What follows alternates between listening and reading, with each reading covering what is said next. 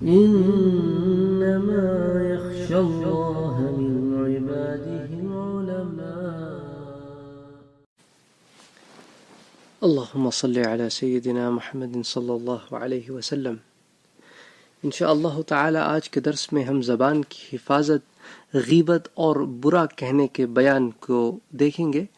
اس سلسلے میں کئی احادیث آئی ہیں، ان احادیث کو ہم دیکھیں گے، اور اگر آج کی مجلس میں وہ تمام احادیث ہم پوری نہ کر سکے تو پھر اگلی مجلس میں انشاءاللہ تعالی ان کو پورا کرنے کی کوشش کریں گے۔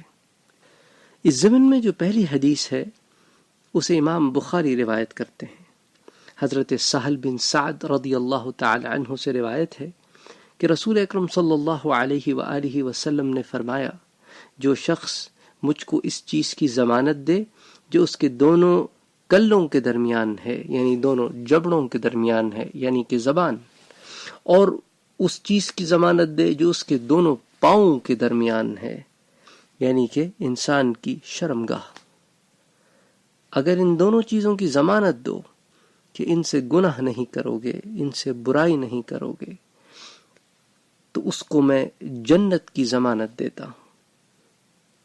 اسی طرح ایک اور حدیث جو حضرت ابو ہریرہ رضی اللہ تعالی عنہ سے روایت ہے، رسول اکرم صلی اللہ علیہ وآلہ وسلم نے فرمایا، آدمی جو اللہ کی رضامندی کا ایک کلمہ بولتا ہے، اس کی شان اس کو معلوم نہیں ہوتی، اللہ تعالیٰ اس کی وجہ سے اس کا درجہ بلند کر دیتا ہے، اور اللہ کی ناراضگی کا ایک کلمہ بولتا ہے، اس کی شان اس کو معلوم نہیں ہوتی، اس کی وجہ سے اس کو جہنم میں گرا دیا جاتا ہے۔ اس کو امام بخاری نے روایت کیا ہے۔ اس سے آپ غور کریں کہ کبھی کبھی ہم ایسے الفاظ کا استعمال کر دیتے ہیں جو بظاہر ہمیں بڑے ہلکے معلوم ہوتے ہیں، لیکن ان کا اثر بہت ہی حیرت انگیز ہوتا ہے۔ وہ جنت میں لے جانے کا موجب بھی بن سکتا ہے اور جہنم کی طرف بھی گرا سکتا ہے، اس لیے احتیاط کرنی چاہیے۔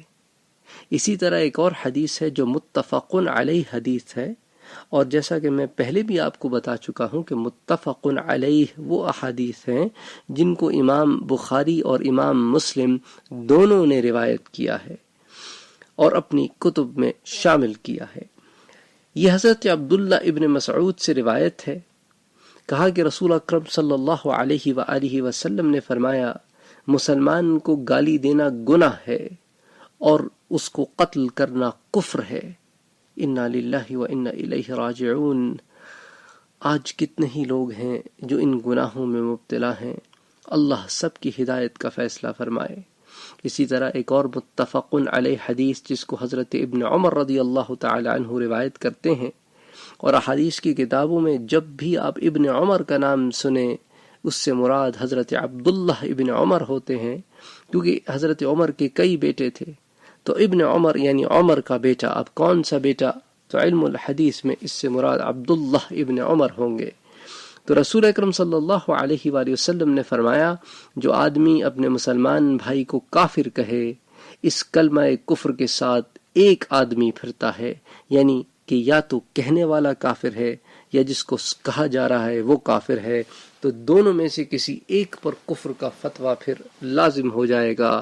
اگر کہنے والا کسی کو کہتا ہے اور جسے کہا جا رہا ہے وہ کافر نہیں ہے، تو کلمہ پلٹ کر پھر کہنے والے کی طرف آتا ہے اور اس پہ کفر کا اطلاق ہوتا ہے۔ تو اس معاملے میں بھی بہت احتیاط کی ضرورت ہے، اور آج کل فتنوں کے اس دور میں، زبان درازی کے اس دور میں، فرقہ واریت کے اس دور میں، جہاں سب اس چکر میں لگے ہیں کہ میں ٹھیک ہوں اور باقی سارے غلط، دوسروں کی غلطیاں چن چن کر نکال کر ان پر کفر کے فتوے لگانے کا بڑا ایک عام سا رواج ہے، احتیاط برتنی چاہیے۔ حضرت ابو ذر رضی اللہ تعالیٰ عنہ سے روایت ہے کہ اللہ کے رسول صلی اللہ علیہ وآلہ وسلم نے فرمایا کہ کوئی مسلمان شخص دوسرے مسلمان کو فسق اور کفر کی تہمت نہ لگائے، اگر وہ شخص ایسا نہیں ہے وہ اس پر لوٹ آتی ہے، یعنی کہنے والے پر لوٹ آتی ہے۔ اس کو امام بخاری نے روایت کیا ہے۔ اسی طرح حضرت ابو ذر رضی اللہ تعالیٰ عنہ سے روایت ہے، کہا کہ رسول اکرم صلی اللہ علیہ وآلہ وسلم نے فرمایا، جو شخص کسی کو کفر کے ساتھ بلائے یا اسے اللہ کا دشمن کہے اور وہ ایسا نہیں ہے مگر وہ اس پر رجوع کر آتا ہے، اور اس کو بھی متفق علیہ حدیث بیان کیا گیا ہے، یعنی کہ یہ بخاری اور مسلم دونوں میں ہے۔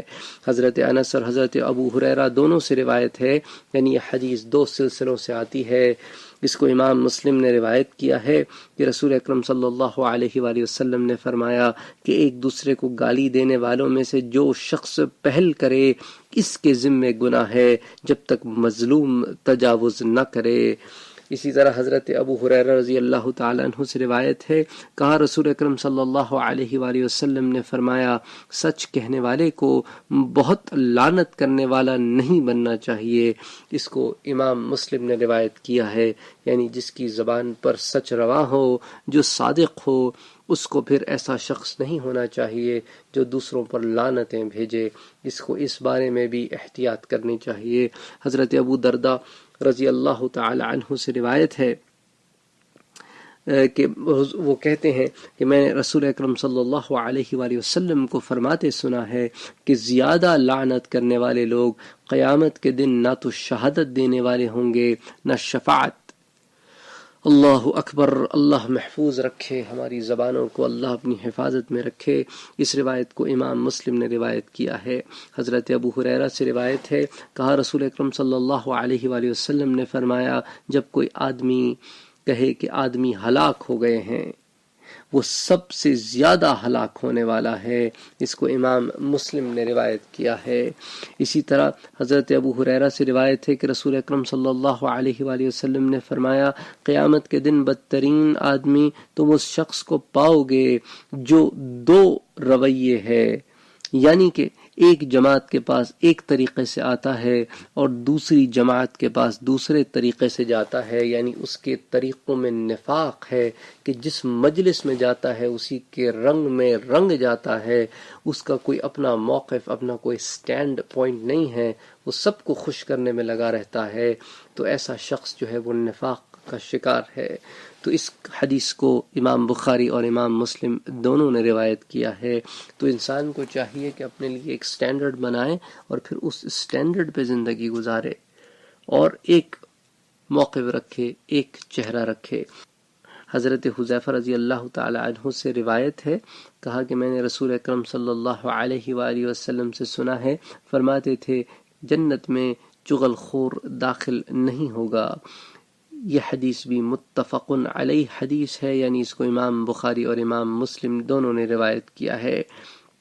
حضرت عبداللہ ابن مسعود سے روایت ہے، کہا رسول اکرم صلی اللہ علیہ وآلہ وسلم نے فرمایا سچائی کو لازم پکڑو کہ سچائی نیکی کی راہ دکھاتی ہے اور نیکی جنت کی راہ بتلاتی ہے۔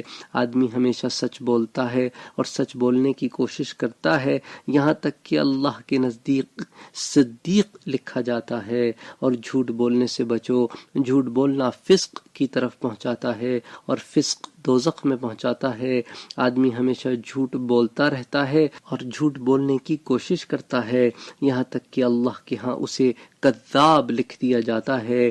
مسلم کی ایک روایت میں ہے کہ نیکی جنت کی طرف پہنچاتی ہے اور جھوٹ فسق و فجور کی طرف اور فجور آگ کی طرف پہنچاتا ہے۔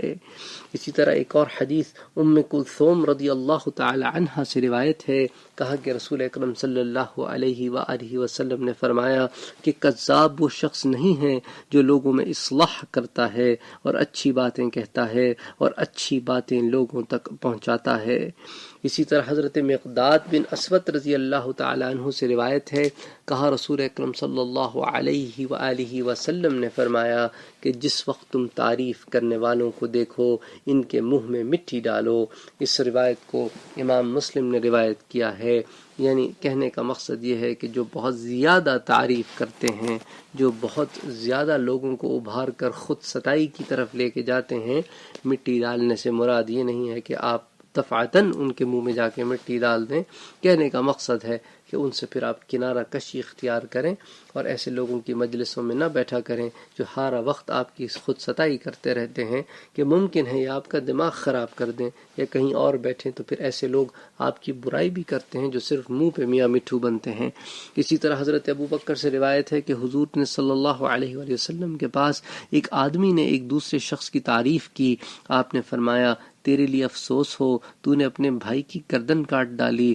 آپ نے 3 مرتبہ فرمایا اگر کوئی تم میں سے کسی کی تعریف کرے، کہے میں فلاں شخص کو ایسا سمجھتا ہوں جبکہ اس کی حقیقت اللہ کو خوب معلوم ہے، اللہ کے سامنے کسی کی تعریف نہ کرے۔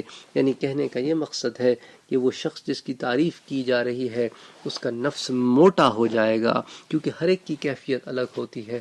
کچھ لوگ تعریف کو برداشت کر لیتے ہیں، کچھ تعریف سے اتنے پھولے سماتے ہیں کہ ان کا پھر نفس خراب ہو جاتا ہے اور پھر وہ تعریف کے لیے ہی کام کرتے رہتے ہیں۔ حضرت ابو ہریرہ سے روایت ہے رسول اللہ صلی اللہ علیہ وآلہ وسلم نے فرمایا تم جانتے ہو غیبت کیا ہے؟ صحابہ نے کہا اللہ اور اس کا رسول خوب جانتا ہے۔ فرمایا تو اپنے بھائی کا ذکر اس انداز سے کرے جو اسے ناپسند ہے۔ صحابہ نے کہا اگر ہمارے بھائی میں ایسی بات موجود ہو تو فرمایا اگر اس میں وہ خصلت ہے اور تم اس کی عدم موجودگی میں اس کا ذکر کرتے ہو تو تم اس کی غیبت کرتے ہو، اور اگر اس میں وہ چیز موجود نہیں ہے تو تم نے اس پر بہتان لگایا۔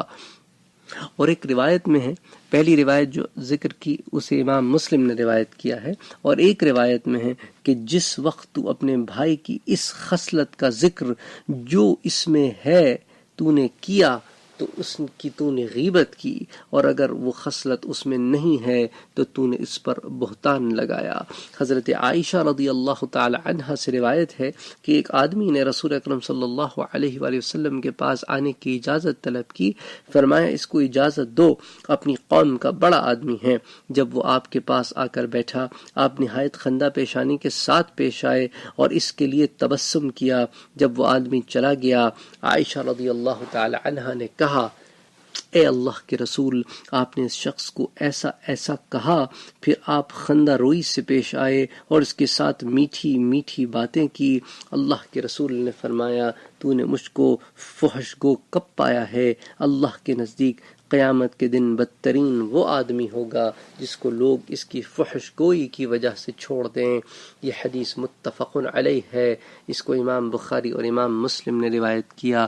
یعنی کہ آپ اس سے اندازہ کریں کہ وہ شخص جو اپنی زبان کا اتنا گندا ہو، گالی گلوچ دیتا ہو، تان کرتا ہو، تشنا کرتا ہو، طنز کرتا ہو کہ لوگ پھر اس سے ڈر کر اس سے کنارہ کشی اختیار کریں، ایسا شخص قیامت کے دن بدترین آدمی ہوگا۔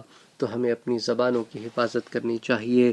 آج کے درس کی آخری حدیث آپ کے سامنے پیش کرتا ہوں، پھر یہ پہلی فصل پوری ہو جائے گی، پھر انشاءاللہ اگلی نشست میں اس کی دوسری فصل دیکھیں گے۔ حضرت ابو ہریرہ رضی اللہ تعالی عنہ سے روایت ہے کہ اللہ کے رسول صلی اللہ علیہ وآلہ وسلم نے فرمایا کہ میری تمام امت میں عافیت ہے مگر وہ لوگ جو پوشیدہ گناہوں کو ظاہر کرتے ہیں۔ یہ بھی ظاہر کرنا ہے کہ آدمی رات کو ایک کام کرے پھر اس حال میں صبح کرے جبکہ اللہ نے اس پر پردہ ڈالا ہے، اور وہ صبح کرتا ہے اور اللہ کے پردے کو کھول دیتا ہے۔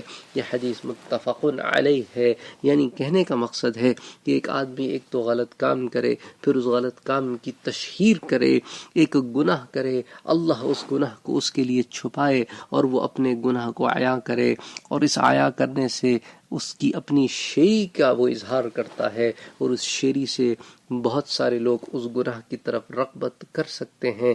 اس لیے یہ گناہ کی تشہیر ہے، اور گناہ کی تشہیر جو ہے اسے پسند نہیں کیا گیا ہے۔ اور یہ بھی ایک بڑا مغالطہ ہے ہمارے پاس لوگوں میں کہ وہ سمجھتے ہیں کہ گناہوں کی تشہیر کرنے سے وہ اپنی شیخی بگھار کر کوئی بہت ہی ہیرو ٹائپ ماچو ٹائپ بندے بن رہے ہیں، اور لوگ ان کو کہیں گے کہ واہ بھئی تم تو بڑے کول ڈیوڈ ہو، لیکن اصل میں یہ چیز اسلام میں اور اللہ اور اس کے رسول کی نظر میں بہت غلط کام ہے، اور اپنے گناہوں کی تشہیر کرنے سے اجتناب کرنا چاہیے۔ وما علینا الا البلاغ۔ اللہم صل علی سیدنا محمد وعلی آلہ وصحبہ وبارک وسلم وصلوا علیہ وسلموا تسلیما۔ وفوق كل ذي علم